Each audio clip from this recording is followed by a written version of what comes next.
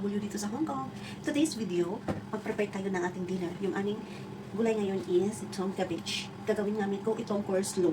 Ito lang yung aming vegetable for today. Kasi simula for today, hindi siya kakain ng pork or any meat. Mayroon talagang day, hindi siya kumakain ng meat. Kaya vegetable kami ngayon. At kami naman is, kakain kami ng chicken curry. Ito yung aking manok na gagamitin sa aking chicken curry. At ito ang aking gulay. Yan. Gagayatin ko siya ng maliit-liit para sa aking coleslaw. Yan.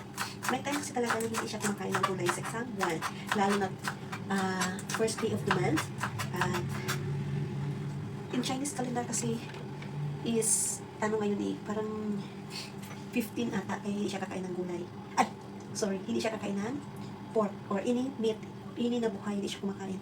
Yung kinakain niya lang is gulay lang talaga, at saka yung mga ano, mga gulay or bean curd, yun lang kinakain niya pag araw ng kanyang araw na first day of the month, 15 of the month. Ayan, gumagayat ako. Para mamaya kunti lang yung aking gagawin. Kailangan na gagayatin natin siya na yan. Patatapos ko lang din magpadede sa aking alaga. Kailangan talaga dito sa Hong Kong. Marunong ka mag-step by step na iyong trabaho para hindi ka mahirapan. Kaya piniprepare ko siya ng early. Para mamaya, kung iiyak ng alaga ko or wala, at least masikaso ko siya. Habang natutulog siya, ginagawa ko na ito. Yan. Kailangan dito marunong kang mag-step by step ng iyong work. Parang ayaw ko nang ilagay yung matigas. Pero iwain ko naman siya ng maliit. Di ba may part siya na matigas? Hindi ko naman siya ilalagay yung matigas na part. Parang, di ba? Ganyan lang. Wala pa kaming carrots kasi nga, hindi sinula nakabili ng carrots. Kanina, mamaya, bababa ako para bumili ng carrots. Hiwa-hiwa muna. Yan. Dito sa Hong Kong, hindi kalakihan yung kusina. Ito lang, ganito lang kalaki yung kusina namin. Kasya sa isang tao. Kaya pag dalawa dito, lalabas mo na ang isa, baka pumasok yung isa. Ganyan yung mga kusina dito, mga maliliit. Siguro sa mga, meron naman kitchen na malalaki, pero kung kusina namin is maliit lang siya talaga. Hindi ko na yan hiwain kasi matigas. Hiwain natin yung, yung mga, hindi siya masyadong matigas. May part kasi na matigas na, hindi ko na siya isasama. Tulad ng ito dito, may part. Hindi ko na siya isasama. Kailangan dito madiskarte ka at marunong kang gumamit ng iyong oras para magaling mo tapos ang iyong trabaho. Ay, ano ba naman ito? Pipiliin ko lang yung hindi masyadong matigas. Ito matigas na part na eh. Ito siya. Hindi ko na siya isasama. Pag may matigas, kukunin ko na lang siya. Para malambot yung aming coleslaw. Yung ilalagay ko ditong sauce is yung sesame sauce.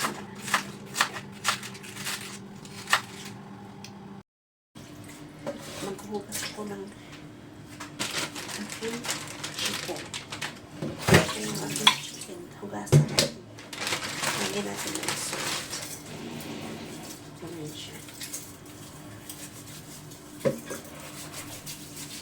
Ganyan lang.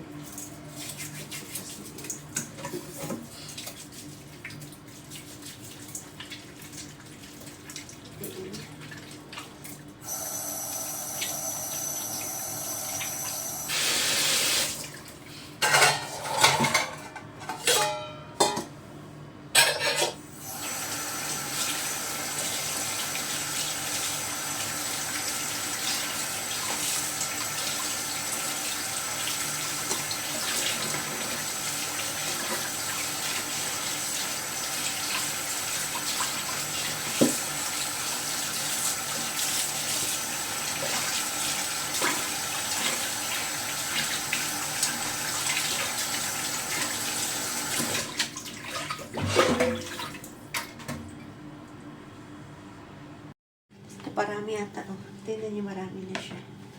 Pero, hiwain ko na lang siya ulit. Lahat. Pwede namin siya makain bukas for lunch.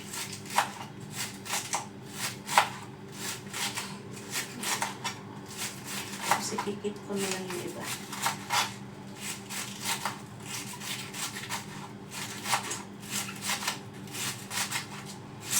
Yan, dito yung ginagawa ko pag ganitong oras. Magpe-prepare na ako. Ayan. Tapos ko na siyang hiwain. Ito na lang.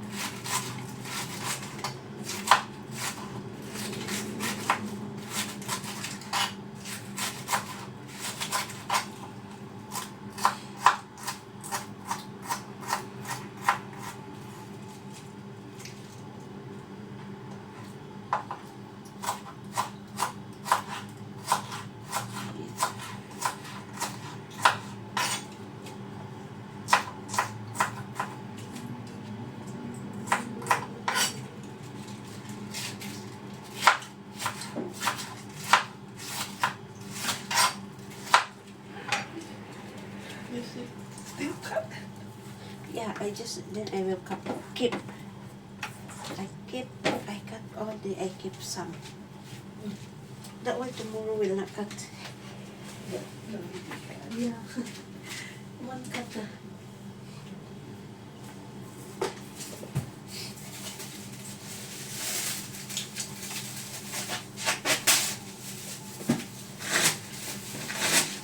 Ayan. Ilalagay natin dito kasi sobrang dami siya. Naparami. Lagyan natin ng tissue.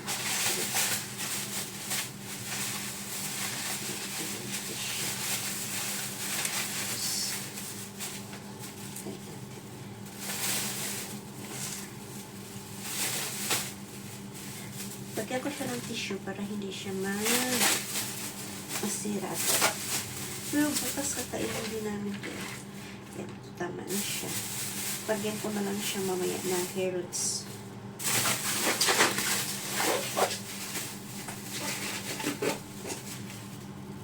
Babalat na naman tayo na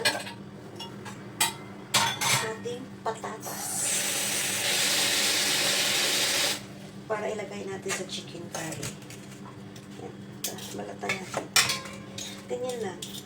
Isa-isa ipiprepare para pagka dinner time, madali mo na siyang lutuin lahat. Hindi ka na maghihiwa. Wala ka nang gagawin, kundi ilalagay na lang lahat ng iyong lulutuin. Halo-halo na lang. Kasi na-prepare mo na. Kailangan mo talaga gamitin yung free time mo. Lalo na may alaga akong bata. Yung free time ko para hindi ako ng trabaho.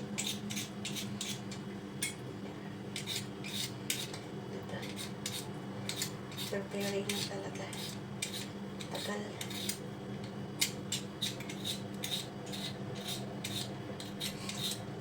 Dito sa Hong Kong, pag dito ka magtrabaho, kailangan mabilis ka kumilos. Lalo na kung may mga alaga ka na nag-aaral na.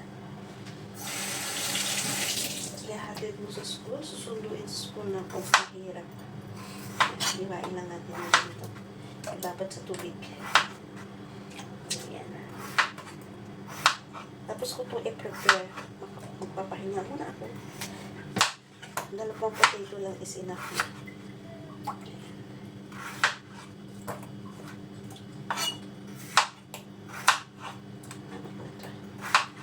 Bawasan natin yung tubig. Umaaga.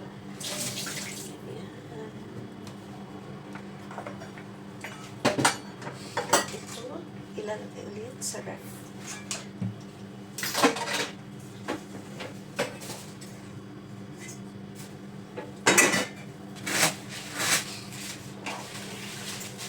Refill tayo ng ating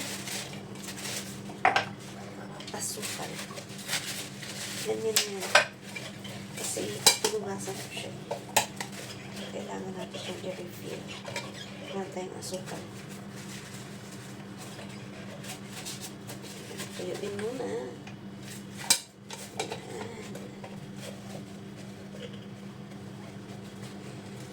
Pwede na natin.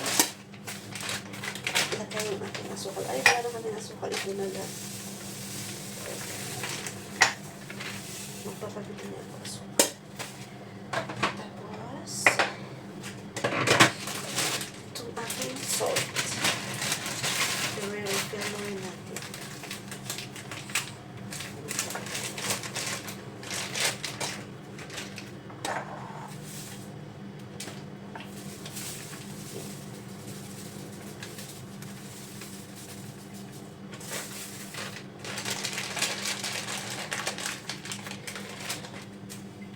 Ready to cook na ako for tonight. So, yung soup ko is, madali lang yung soup ko. Madali na siyang gawin. Easy cook lang yung soup ko.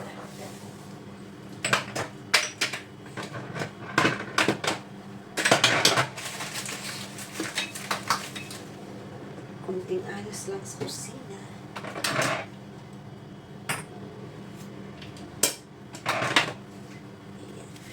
Ayos lang. Punasan. Ganyan na yung aking Texas. Yan ang aking daily routine dito sa bahay. Kusina, maglinis, magpalaga ng bata. Ito sa labas. Hindi kasi ito parati ginagamit.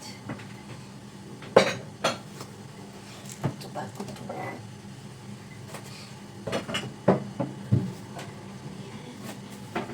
Tapos na. Ay, itong soap pa pala.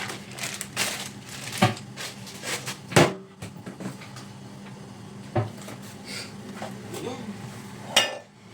Ito, balik natin dito. Ayan. Tapos na ako maghiwa. Ayan, mga basan.